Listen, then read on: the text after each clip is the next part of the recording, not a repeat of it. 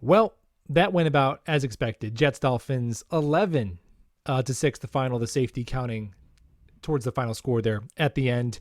And I don't know. I don't have like a Joe Beningo rant in me for this one. Honestly, I kind of treated it like a preseason game. I was doing other stuff while watching. I just wanted to come away with some young guys getting some more reps and no injuries. Had a scare there from Sauce Gardner, CJ Mosley. They both did re-enter the game. And hey, we lost, so our draft spot ticked up a couple of points other than it would have if we won. I'll say this, though. I do think, the coaching staff coming under criticism, 6 straight losses.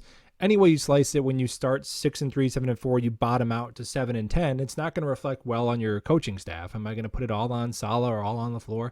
No, but you can't feel as good about our staff as you did when we were 6-3 as you do when we're 7-10. And any way you cut it, it is what it is. And I've never once said fire Robert Saleh, and I'm not going to say that now. There's definitely things he has to get better at. And look, okay, if the game means nothing and we're not going to play anybody and Sauce and Garrett are off the field, then fine. But if those guys are on the field, if our franchise is on the field and one of them was down and had to leave the game, then I get to evaluate the game. I think that's fair. And just a little attention to detail. If there was 2 times where there was a challengeable close play and the Jets failed to get up to the line to snap the ball, maybe it's on Flacco, maybe it's on the offensive line, maybe it doesn't freaking matter. But you got to get up there and you got to snap. That drives me crazy. It's one of my biggest pet peeves.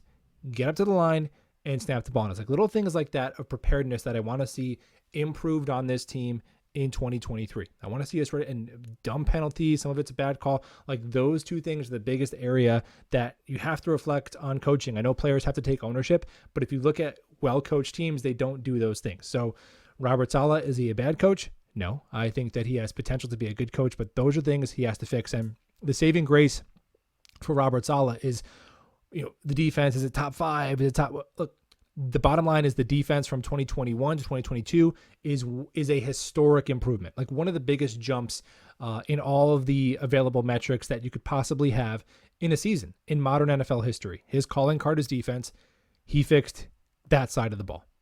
And in terms of the organization as a whole, dude, we got Hall of Famers. I don't care. I'll be early to the party. Brees, Sauce, ABT, Garrett Wilson. 2 of those 4 guys are getting a jacket. I don't care. I'll say it right now. Sauce Gardner's the best corner in the NFL. Garrett Wilson, if he could get normal quarterback play. Kirk Cousins, Derek Carr. He would be a top 5 receiver in the NFL like that. 1,500 yard, 12 touchdown kind of receiver. And those 2 things, like with JD, as much as we may have missed on quarterback and like the offensive line being held together with tape, you got 3 of the best dudes at their position in the draft, and you had a defensive-minded coach who fixed his side of the ball. I think those 2 things are the things that unequivocally make you want to say this regime should get a 3rd year. Mike LaFleur, he might have to fall on the sword. He might be the sacrificial lamb. I don't have evidence to tell you Mike LaFleur is a good offensive coordinator. I think my gut tells me Mike LaFleur is a young guy who was asked to do a job 1 level higher than he's qualified to do. And I think if he is let go, he'll probably go back to his brother or back to San Fran, and he'll have a job as an offensive assistant. And maybe he's rehired in like 3 or 4 years, and maybe down the line he's a good offensive coordinator somewhere. But I don't think the Jets they can't afford to be to wait for that, to develop an offensive coordinator while they were trying to develop a quarterback going into a make or break year. He might have to be somebody who goes, at the very least. They have to bring in somebody alongside with him. You can't bring back the same exact staff as it is on a 6-game losing streak. He just can't do it. So that's where it's at as this one comes to an end. You go from 2 wins to 4 wins to 7 wins. I think it would be too much revisionist history to go back and say that this season was a complete failure. I think you'd be out of your mind to say that this collapse was a complete success.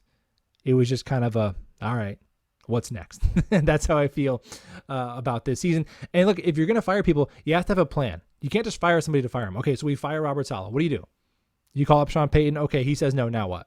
You know what I mean? Like the idea that you can automatically get one of your top 2 or 3 choices. We see it with quarterback all the time. No, get this guy. Okay, what if he doesn't want to come here? What if you call his team and they don't trade him? Now what? We're just back to, we fire Saleh, and now we're back to interviewing random unproven coordinators who are going to come in, and now we have to restart new systems. Our guys have to learn their system. Guys who don't fit their system have to go. it takes 2 years just for them to get the roster in place that are their guys. Dude, no way. Not doing that. I'm not doing that. That being said, I can't argue against a playoff mandate in 2023. Figure it out. Make the playoffs next year. And we'll talk Jets football soon. Should be a fun offseason. Go Jets.